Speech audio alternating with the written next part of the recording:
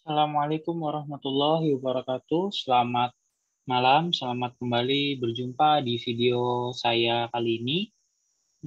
Pada kesempatan ini saya akan memberitahukan tentang emiten atau saham perkapalan yang menurut saya masih murah.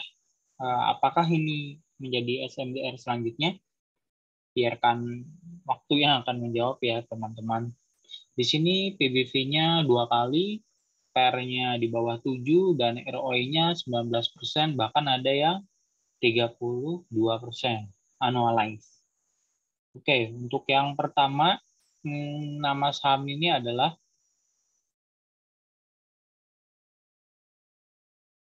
PSSI.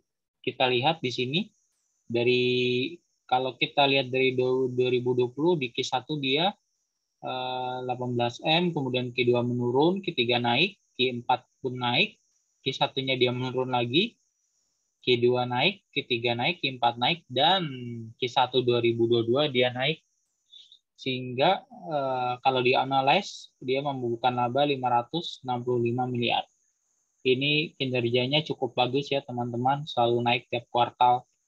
Jika dibandingkan Q1 2021 dan Q1 2022, maka naiknya hampir 5 kali ya, 5 kali lipat.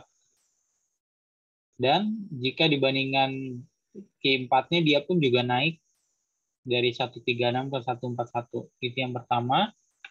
Yang kedua adalah HAIS. HAIS ini adalah emiten yang baru IPO 1 September 2021 ya teman-teman. Makanya di sini laporan keuangannya belum komplit, tetapi dari year on year 2021 dan 2022 dia juga naik hampir 3 kali lipat. Kemudian Q4 dan Q1 2022 dia pun naik hampir 4 kalinya teman-teman. 3,5-an lah mungkin ya. Oke, di sini ini adalah ringkasan kinerja labanya. Bagaimana dengan valuasinya teman-teman? Untuk valuasi saya sudah membuat Excel-nya sama seperti kemarin. Di sini teman-teman kalau belum tahu cara mengambil angka-angkanya dari mana, silakan nonton video saya sebelumnya, sudah saya jelaskan di sana. Di sini ekuitasnya ada 453M, laba bersihnya ini 89M, ini annualized, sehingga ROE-nya 19,7%. Ini cukup bagus ya teman-teman. Dan ini jumlah saham yang beredarnya 2,6M. Kemudian harga sahamnya di hari ini adalah 238. 238, penutupan hari ini naik 10%. Apakah masih murah? Dengan PBV 1,4 dan PER di bawah 7. Ini kalau menurut perhitungan saya yang membandingkan PBV dengan ROE, misalkan 1 kali PBV, ROE-nya 10%, 2 kali dalam 20%, berarti ini kan masih 19,7 ya. 19,7%, di sini masih 1,4. Berarti di sininya kita PBV-nya minimal 1,9. Kira-kira 340.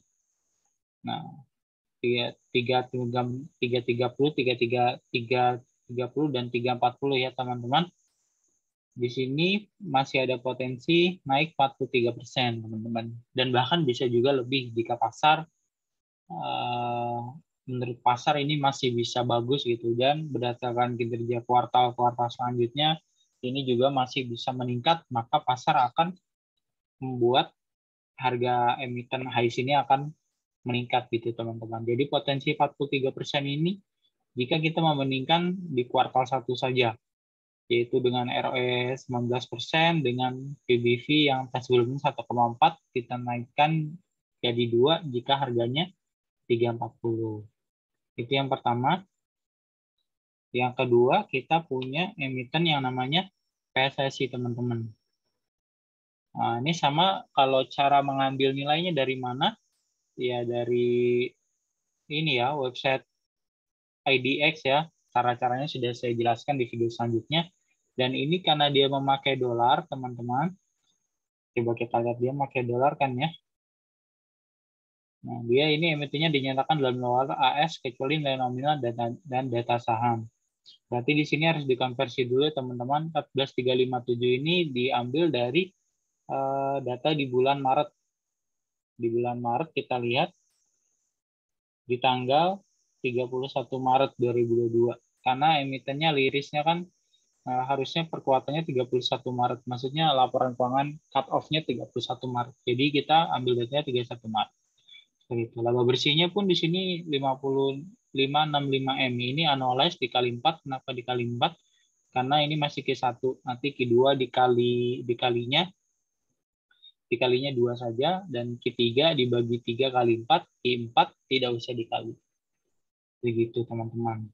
ROE-nya di sini 32%, teman-teman. Cukup bagus ya, teman-teman.